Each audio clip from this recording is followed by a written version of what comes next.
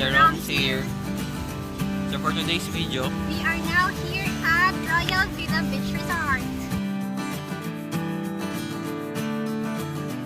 An hour drive from Bacolod, a perfect location to unwind and relax.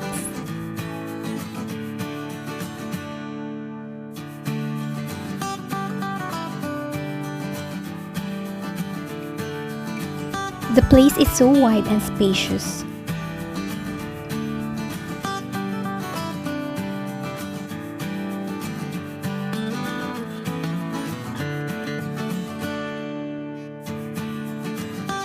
They are accepting day tour and overnight guests.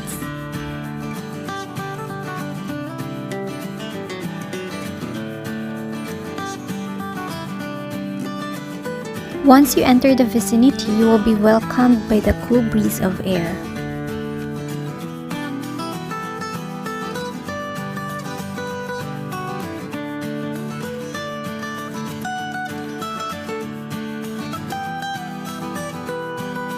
Hindi ka maboboard dito because they have here activities like riding in ATV, kayaking, swimming in the pool, and the best thing is strolling in the beach.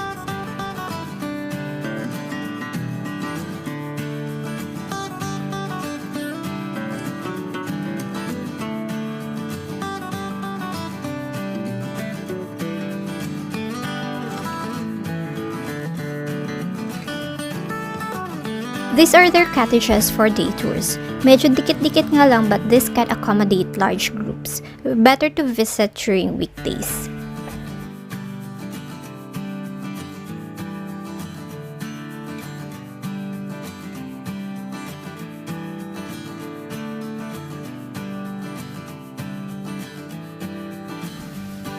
Now let's explore their swimming pool.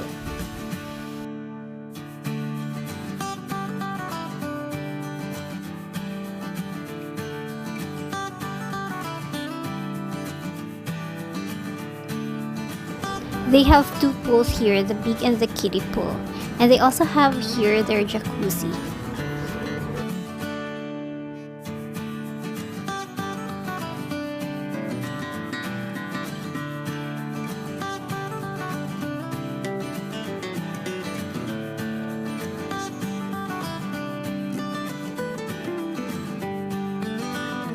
Much better if you bring your own baon when you go here since they don't have corkage. And also para tipid na rin.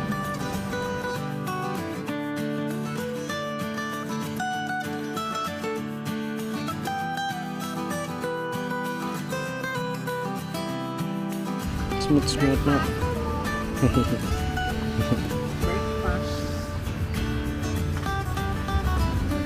Tulok, Ras. Ha? Tulok. Ras. Diyan, tulok yan. Nah. They also have here grilling station so that you can cook your foods.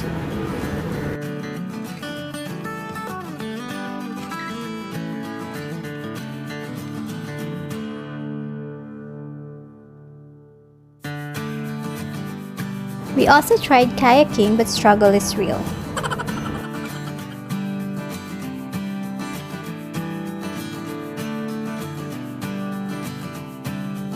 Let's now check the room accommodations if you want to stay here overnight.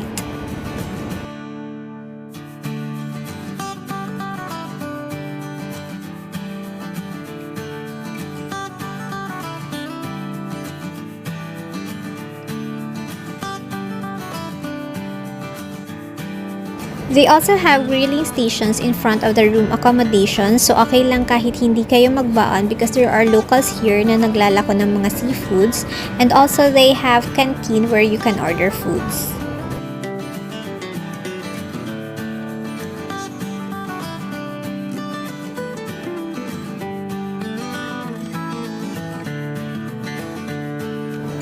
Sobrang ganda dito kasi malawak yung area and also malinis pa.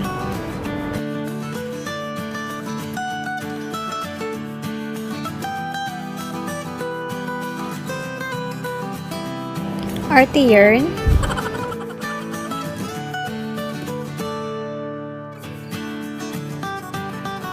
So ayan, magmarites muna kami habang dumuduyan.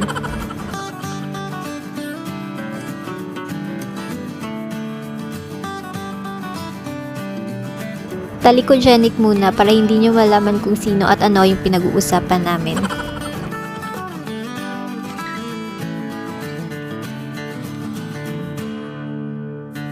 Before we went home, we dropped by here at 𝐷11 Beach Resort since it's a 10 minutes walk or 3 minutes drive from Royal Villa Beach Resort.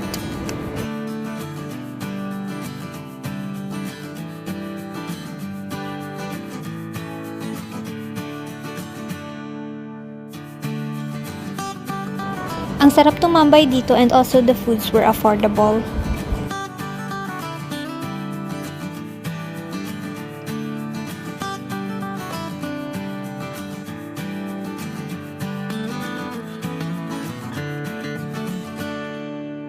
Langhap mo ang simoy ng dagat habang kumakain.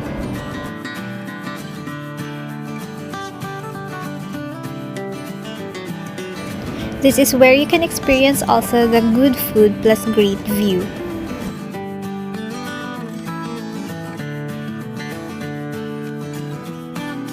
So what are you waiting for? Mark your calendars and visit Royal Villa Beach Resort, and don't forget to drop by here at 𝐷11 Cafe.